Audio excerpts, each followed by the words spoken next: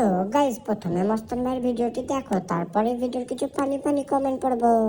Guys আমি আমার বন্ধুর কেটিএম নিয়ে ভিডিও বানিয়েছি বলে অনেক মানুষ আমার কমেন্টে এসে ভুলভাল কথা বলছে।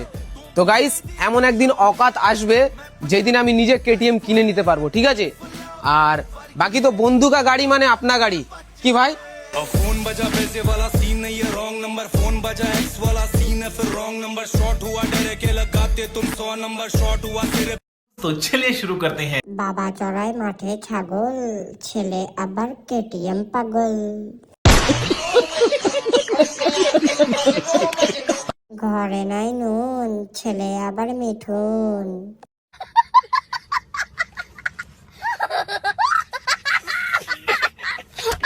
আর মস্তান ভাইয়ের বউ মানে সকলের বউ।